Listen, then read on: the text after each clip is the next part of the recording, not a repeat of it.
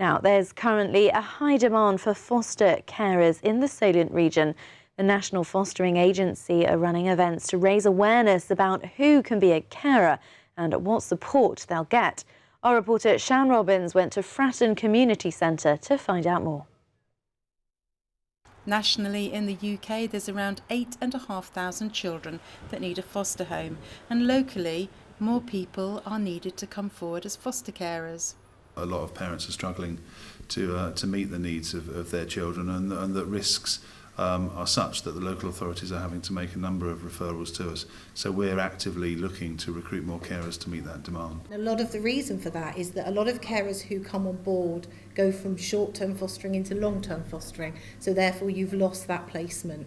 So we're always looking to top up the pot really of new carers. We do need people to be available to foster. Now, in some cases it is possible to be working part-time, depending on the job role, and to foster at the same time, but primarily we would say usually you do need to be available to foster. If people become carers, they will be supported, they will receive training, they will become part of a network of local carers, they will feel very much part of that network, and that's ongoing. So it's really important that people know that they're not alone. The training is very comprehensive, and when you are going through the assessment process to become a new carer, the first thing that you attend is what we call a Skills to Foster training course, which is 3 days in length. You also go through a very, very robust assessment process for somewhere around 4 to 5 months. So there's a lot of training and coaching happening there. There's an opportunity to meet existing carers and chat with them. We've got mentors locally. We've got the social workers who run support groups, and then, like I say, the ongoing training programs. There's always lots of ongoing support available. Everybody will struggle at various points, and the important thing is that we assess people properly to make sure that they've got not only the support of us but the support of their own network that they can fall back on. But the most important thing for people of age to be aware of is that we as part of the assessment process, we undertake we arrange for their GP to undertake a medical assessment to make sure that they're physically and emotionally fit and well enough to be able to withstand that, because the last thing that we want to do is to overwhelm a carer or place a child in a position where the placement would have to come to an end because a carer couldn't cope. Adrian has been involved with fostering for around 10 years. He supports foster carers in their role with looked after children. The local authorities are looking for placements for children right across the board, but particularly we're receiving referrals for teenage children and also placements which are parent and child placements. So if we receive interest from people that are that have got skills in working with teenagers, then that's fantastic. And similarly, people who have got familiarity working with young children, babies as well. Parent and child placements offer support to parents to develop their skills and prove their ability to care for their own children.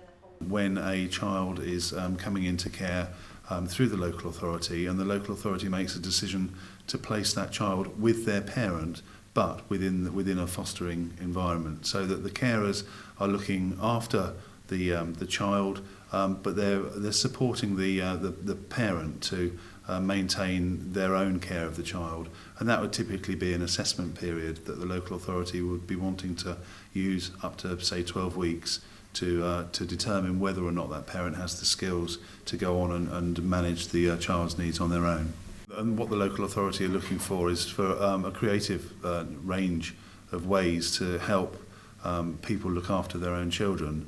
That's what the aim of fostering is, so rehabilitating children back into their home environment is the main aim.